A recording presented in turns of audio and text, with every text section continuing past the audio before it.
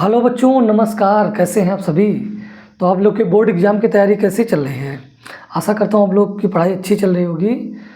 तो आज के इस वीडियो में मैं आप लोग को छठवें के का अथवा नंबर क्वेश्चन सॉल्व कराने वाला हूँ। तो साल पेपर चल रहा था, जैसा कि आप लोग जानते हैं।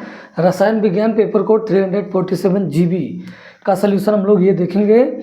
और इससे पहले का जो वीडियो आप लोग प्ले लिस्ट के अकॉर्डिंग भी देख सकते हैं, और डिस्क्रिप्शन में मैं लिंक दिया हूँ, उसके अकॉर्डिंग भी आप लोग जाके देख सकते हैं। तो चलिए बिना देरी के हुए क्वेश्चन को सॉल्व करते हैं। आइए समझते हैं क्वेश्चन क्या क्या आ रहा है। क्वेश्चन आप लोग को दिया है, वाष्प दाब में अवनमन का कारण समझाइए। वाष्प दाब का में अवनमन का कारण बताना है, और इसी में आगे न्यूमेरिकल दिया है उसको सॉल्व करना है। ये आप लोग को जो क्वेश्चन है वो 5 मार्क देने वाला है, 5 नंबर मिलने वाला है इस क्वेश्चन पे। तो चलिए हम लोग वीडियो को स्टार्ट करते हैं बिना देरी के हुए। इसमें सबसे पहले हम लोग समझेंगे कि वाष्प दाब में अवनमन का कारण क्या होता है। जैसा कि यहाँ पर लिखा गया है, वाष्प दाब में अवनमन का कारण। आइए हम लोग समझते हैं। किसी वाष्पशील द्रव जैसे विलायक के पृष्ठ पर उसकी वाष्प द्वारा लगाया गया दाब वाष्प दाब कहलाता है। कह रहा है किसी वाष्पशील द्रव जैसे विलायक के पृष्ठ पर उसकी वाष्प के द्वारा लगाया गया जो दाब होता है उसी को हम वाष्प दाब कहते हैं। जब किसी द्रव विलायक में कोई आवासशील विलय को घोला जाता है तो इसके पृष्ठ का कुछ क्षेत्रफल आवासशील विलय के द्वारा घेर लिया जाता है, जिसके कारण इसके अणुओं की पृष्ठ को छोड़कर जाने की प्रवृत्ति कम हो जाती है। जब किसी विलय में कोई आवासशील विलय घोल देंगे तो उसका वाष्पन क्या हो जाएगा, कम हो जाएगा, क्योंकि उसके सरफेस को क्या करेगा, छेक लेगा। कम हो जाती है, जिसके फलस्वरूप वाष्प दाब कम हो जाता है, जिसे वाष्प दाब का अवनमन कहते हैं। वाष्प दाब अगर कम होगा तो उसी को हम लोग क्या कहते हैं, वाष्प दाब का अवनमन कहते हैं। वाष्प दाब का अवनमन केवल विलय की कणों की संख्या पर निर्भर करता है, क्योंकि यह एक अणुसंख्य गुणधर्म है, क्योंकि यह एक कोलिगेटिव प्रॉपर्टी होता है। इसका मेनली रीजन यही है। तो चलिए हम लोग इसमें इस न्यूमेरिकल को सॉल्व करते हैं, और न्यूमेरिकल काफ़ी इंपॉर्टेंट है। इस टाइप का हर साल आप लोग के बोर्ड एग्जाम में आता है। तो आइए हम लोग समझते हैं। किसी ताप पर शुद्ध विलायक का वाष्प दाब 0.745 बार है। 0.5 ग्राम अवाष्पशील विद्युत अनपघट्य ठोस को 39 ग्राम विलायक, और इसका मोलर द्रव्यमान आप लोग को दिया है 78 ग्राम पर मोल में घोला गया। प्राप्त विलयन का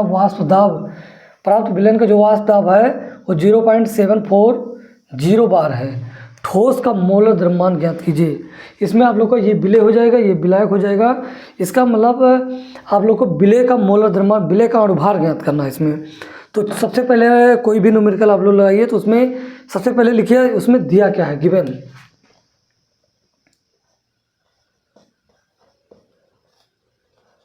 दिया इसको आप लोग काले पेन से लिख लेंगे। इसमें आप लोग को क्या दिया है, किसी ताप पर शुद्ध विलायक का वाष्प दाब, जो आप लोग का शुद्ध विलायक का वाष्प दाब है, इसको हम पी नोड से दिखाते हैं। पी नोड बराबर आप लोग को कितना दिया है, 0.745 बार है, ये दिया हुआ आप लोग को। और क्या दिया हुआ है, 0.5 ग्राम आवासशील विद्युत अनपघट्य पदार्थ ठोस को 39 ग्राम विलायक, मतलब इसमें ये विलय का भार है।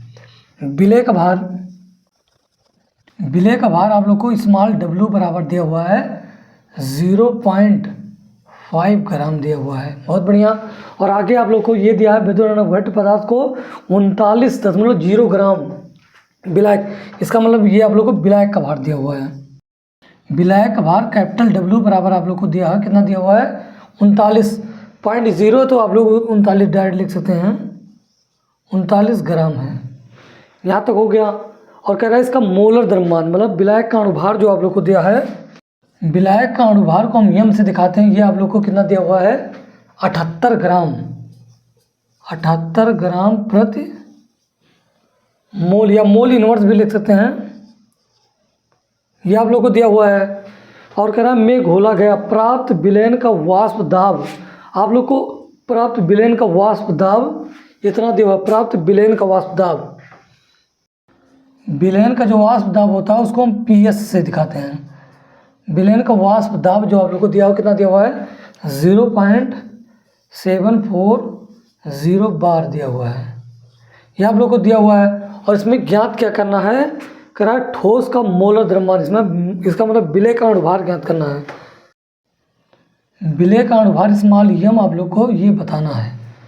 तो ये आप लोग के क्वेश्चन में दिया हुआ है शुद्ध विलायक का वाष्प दाब P0 आप लोग को ये दिया हुआ है, और विलय का भार स्मॉल w आप लोग को दिया है 0.5 ग्राम, और विलायक का भार कैपिटल W आप लोग को दिया हुआ 39 ग्राम, और इसमें विलायक का अणुभार कैपिटल M दिया हुआ आप लोग को 78 ग्राम पर मोल दिया हुआ है, और विलयन का वाष्प दाब PS आप लोग को दिया है 0.740 बार दिया हुआ है, और विलय का अणुभार ज्ञात करना है। यही आप लोग का जो है, ये आप लोग का विलय का मोलर द्रव्यमान कहें या विलय का अणुभार कहें, वही चीज़ है दोनों, यही ज्ञात करना है।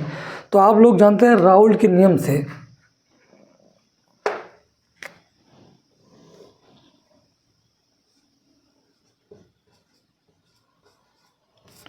राउल्ट के नियम से, राउल्ट का नियम क्या होता है, वाष्प दाब का अपेक्षिक जो अवनमन होता है वो उसके विलय के मोल प्रभाज के बराबर होता है।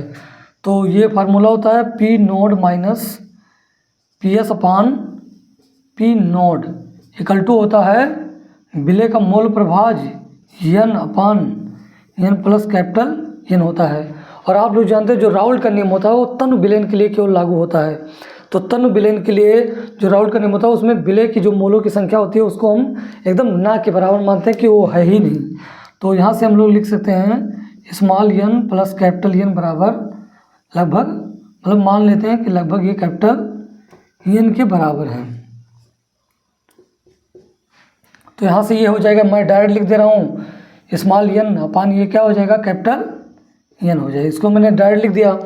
अब इसी में सब मान को रखेंगे, इसका वैल्यू रख देंगे। आप लोग जानते हैं विलय का मोल बराबर क्या होता है, विलय का मोल बराबर होता है विलय का भार बटा विलय का अणुभार, और विलायक का मोल बराबर क्या होता है, विलायक का भार कैपिटल W अपन विलायक का अणुभार कैपिटल M होता है। इसी वैल्यू को यहाँ रखेंगे तो यहाँ से क्या हो जाएगा, यहाँ से आप लोग का हो जाएगा P0 माइनस, इसका डायरेक्ट मैं वैल्यू रख दे रहा हूँ।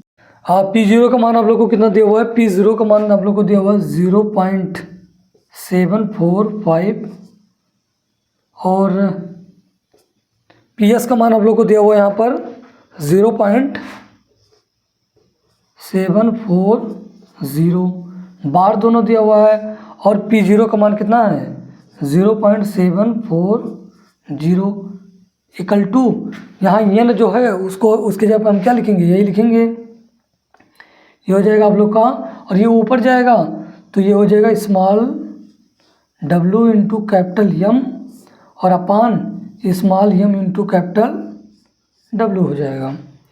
यहाँ तक हो गया। अब इसको आगे हम लोग सॉल्व करेंगे, घटाएंगे तो ये आप लोग का आएगा, ये घटेगा तो कितना हो जाएगा, ये हो जाएगा आप लोग का 0.005 अपान ये हो जाएगा 0.740 हो जाएगा।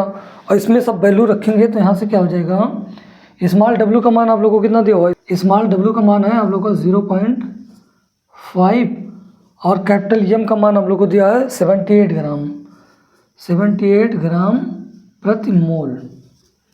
और आप लोग को स्मॉल m का मान तो निकालना है, कैपिटल W का जो मान आप लोग को दिया हुआ है वो 39 ग्राम दिया हुआ है, 39 ग्राम दिया हुआ, ये भी ग्राम में है तो यहाँ से ग्राम ग्राम क्या हो गया, कैंसिल हो गया। और 39 दुना कितना होता है, 39 दुना 78 होता है। यहाँ तक आप लोग को समझ में आ रहा होगा। चलिए इसको आगे हम लोग सॉल्व करते हैं, यहाँ तक क्लियर होगा। अब यहाँ से क्या हो जाएगा, यहाँ से 3 अंक बाद दशमलव यहाँ भी है, 3 अंक बाद यहाँ भी है, तो ये हो जाएगा आप लोग का 5 अपान ये हो जाएगा 740 हो जाएगा। और यहाँ से ये दोनों कट गया, 2 आ गया तो इसका मल्टीप्लाई कराएंगे तो ये आप लोग का आएगा कितना हो जाएगा ये, और स्मॉल m यहाँ आप लोग का है तो इसी स्मॉल m को इधर कर दे रहा हूँ, स्मॉल m को इधर कर दे रहा हूँ। अभी ऐसे ही सॉल्व करता हूँ, ये आप लोग का हो जाएगा 0.5 इंटू 2 अपान स्मॉल m हो जाएगा। यहाँ तक क्लियर है। अब इन दोनों का मल्टीप्लाई होगा तो 1 आएगा, यहाँ से हो जाएगा ये 5/740 बराबर हो जाएगा ये। इसका मल्टीप्लाई करेंगे तो 0.5 में 2 से गुणा करेंगे तो 1 आएगा और अपन यम हो जाएगा। इसका मल्टीप्लाई इधर करेंगे तो यहाँ से क्या हो जाएगा, ये आप लोग का हो जाएगा, ये यम इक्वल टू हो जाएगा 740/5 हो जाएगा। और इसको हम लोग डिवाइड करेंगे तो यम इक्वल टू आ जाएगा 148 ग्राम प्रति मोल आ जाएगा। यही आप लोग का आंसर हो जाएगा। मैं दोबारा समझा दे रहा हूँ इसको। ये आप लोग को दिया था, इसमें जो वैल्यू क्वेश्चन में दिया था, किसी ताप पर शुद्ध विलायक का वाष्प दाब, शुद्ध विलायक का वाष्प दाब आप लोग को ये दिया हुआ था, और 0.5 ग्राम ये कम है तो विलय का भार हो गया। विलय का भार मैंने लिख दिया। और आवासीय विद्युत अनवघटित ठोस को 39 ग्राम विलायक, तो ये विलायक का भार हो गया, लिख दिया। और यहाँ पर आप लोग को विलायक का अणुभार दिया हुआ था, मोलर द्रव्यमान इसी का 78 ग्राम पर मोल दिया होता, ये मैंने लिख दिया। और विलयन का वाष्प दाब, यहाँ पर आप लोग को विलयन का वाष्प दाब दिया था 0.740 बार दिया था, तो यहाँ पर लिख दिया गया। और विलय का अणुभार ज्ञात करना है, या इसी को हम विलय का मोलर द्रव्यमान कहते हैं। वही चीज़ इसमें लिखा है, ठोस का मोलर द्रव्यमान। अणुभार और मोलर द्रव्यमान एक ही चीज़ होता है, यहाँ यही ज्ञात करना था। मैंने फार्मूला लगा दिया राउल्ट के नियम से। और राउल्ट का नियम केवल तनु विलयन के लिए लागू होता है, तो small N plus capital N बराबर कैपिटल एन हो गया। इसका मान मैंने रख दिया यहाँ पर, और सभी वैल्यू को रखा यहाँ पर। इसका मान मैंने स्मॉल डब्ल्यू का 0.5 रख दिया, ये 78 हो गया, कटा 2 आया, इन दोनों का मल्टीप्लाई हो गया तो 1 आ गया। इसका गुणा इधर करा दिया तो यम इक्वल टू कितना आ गया, 740/5 आ गया। इसको मैंने डिवाइड कर दिया तो 148 ग्राम प्रति मोल, ये आप लोग का क्या आ गया, ठोस का मोलर द्रव्यमान आया है, या विलय का अणुभार आया। यही चीज़ आप लोग का है। तो आशा करता हूँ आप लोग को जितना बताएगा समझ में आया होगा। इसके आगे का सोल्यूशन हम लोग देखेंगे नेक्स्ट वीडियो में। आप लोग पढ़ाई करते रहें। All the very best.